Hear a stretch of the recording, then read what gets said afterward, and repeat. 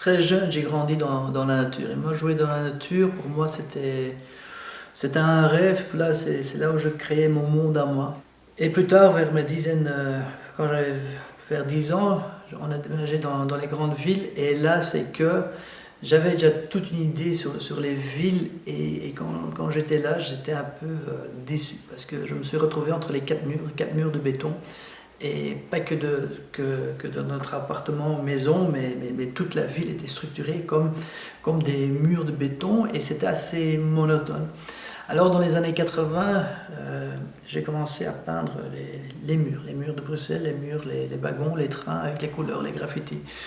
Alors j'en ai fait pas mal. Pour moi, c'était quand même pour de nouveau essayer d'embellir la ville. Et je me souviens très bien, c'est qu'un jour il y avait une ouverture quelque part avec une rame de métro, une station de métro, on n'avait pas une rame, et lors de l'ouverture, il y a cette rame qui était rentrée et elle était peinte derrière jusqu'au début. Et c'est qui m'avait vraiment passionné, c'est que les gens, quand ils avaient vu rentrer la rame, c'est que les gens, il y avait des gens qui hurlaient que c'était affreux, que c'était pas beau. Il y avait des gens qui disaient waouh, c'est magique, c'est fantastique. Mais moi, mon plus grand plaisir, c'était que ces deux groupes différents commençaient à parler l'un à l'autre.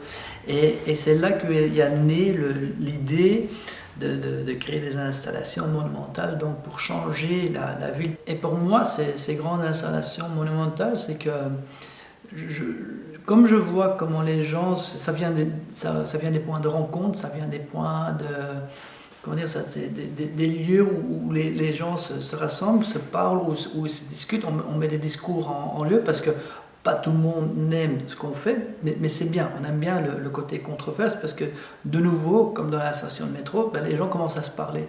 Et c'est ça qui m'intéresse beaucoup, c'est ce dialogue. Et pour moi, un des plus beaux compliments que j'ai jamais eu dans la vie, c'était une dame, je crois qu'elle avait entre 70 et 80 ans, elle m'avait écrit une lettre à la main, ce qui est déjà très rare aussi de ce temps-ci, et ce qu'elle m'a dit, ben, grâce à votre sculpture à l'avenue Toison d'Or, je reparle avec mes voisins. Alors pour moi, c'était le plus beau compliment. Et moi, aujourd'hui, dans le travail, c'est que je veux vraiment remettre la nature dans les villes, mais pas simplement qu'avec la verdure, mais avec la philosophie, parce on doit vraiment on doit vraiment se rendre compte de ce qu'on est en train de faire avec cette planète-ci, parce que moi, je suis né en 71, et depuis ce temps-là, il y a 30% des espèces d'animaux qui sont disparues.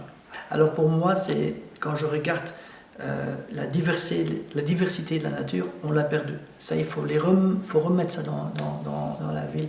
Il faut enlever ce monotone. Et je crois que le jour, si on a si les architectes de ville, si les promoteurs, tout le monde, et si tout le monde peut s'y mettre à reconstruire les villes avec la même diversité qu'il y a dans la nature, eh ben on va gagner, on va avoir une vie beaucoup plus belle, plus harmonieux, on va sauver la planète, on va faire, c'est tellement important. Donc pour moi, c'est vraiment ma grande lutte en étant artiste de me battre contre ça et de montrer la diversité qu'on a un peu perdue et qu'il faut urgemment réimplanter ça dans nos têtes et dans nos vies.